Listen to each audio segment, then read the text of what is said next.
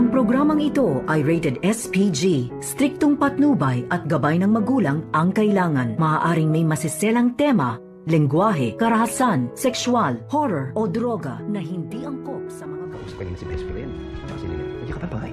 Bakit mo sinusubong kay Doc Carlos si Lynette at si Doc RJ?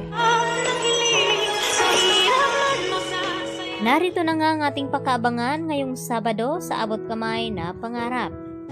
Gusto nga pumunta ni Lynette dito sa Apex Hospital at inaya nga dito ni Carlos. At dito naman na sinabi ni Carlos kay Lynette na kung bakit kinakailangan pa daw nilang pumunta roon.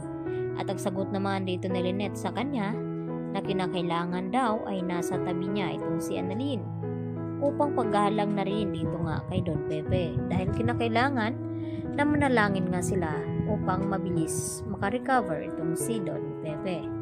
At dito naman na nasabi dito ni Lynette kay Carlos na parang nagigilty nga itong si Carlos dito sa nangyari kay Don Pepe. At maya-maya pa may kumalabog naman at dito nga na tila may trauma na nga itong si Lynette dahil sa nangyaring pangloob sa kanilang bahay. At laking gulat nila nang biglang bumukas ang pinto at si Harry lang pala ang dumating. At dito na pumunta sila sa Apex Hospital. Nang makarating nga dito sa Apex, dito naman na sinalubong ni Giselle itong sina Lynette at Annalyn. At dito rin na napag-usapan kung papaano daw na cardiac arrest itong si Don Pepe na ngayon nga ay matagumpay naman ang nagiging operasyon dito ni Carlos at ni Annalyn. Kaya hindi kumbinsido itong si Giselle sa mga sinasabi nga dito ni Doc Lindon at ni Annalyn hanggang sa nasa lubong ni Giselle itong si Carlos. At dito naman na nagkainitan ang dalawa at sinabi ni Carlos na kung pinagdudahan ba daw siya dito ni Giselle. Dito naman na sinabi ni Giselle kay Carlos na sana ay hindi nagsisinungaling itong si Carlos. Hanggang sa nag-usap din itong si Ray at itong si RJ kung hindi lang sana nawala ang kanyang memorya, tiyak na siya daw ang magagamot dito nga kay Don Pepe. At sagot naman dito ni Ray na hindi imposible iyon dahil pinakamagaling nga itong si Doc RJ na bilang neurosurgeon. At dito rin na dumating itong si Giselle at narinig ang kanilang pag-uusap hanggang sa sinabi ni Giselle sa kanila na may posible na may kinalaman itong si Carlos sa nangyaring cardiac arrest dito nga kay Don Pepe.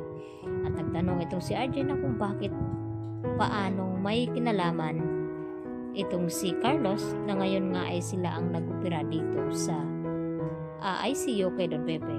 At dito naman na sinabi ulit kay Giselle na hindi siya makagawa doon dahil maraming tao sa operating room at nandun din itong si Annalyn.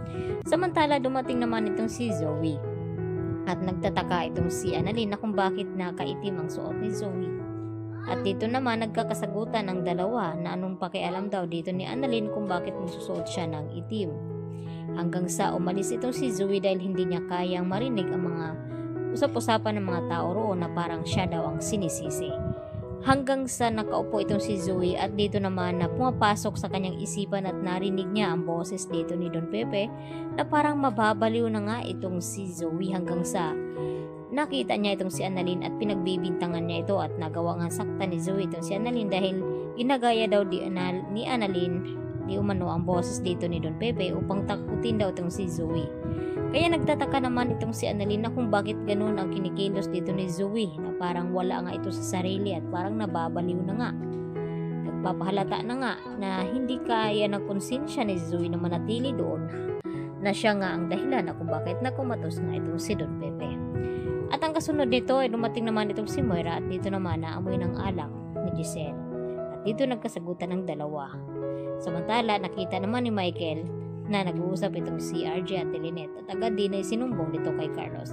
At nagtaka itong kanyang fiancé na kung bakit sinusumbong ni Michael itong sina Lynette at RJ. Yan ang ating pakatutukan bukas. Dito lamang yan sa Abot Kamay na Pangarap.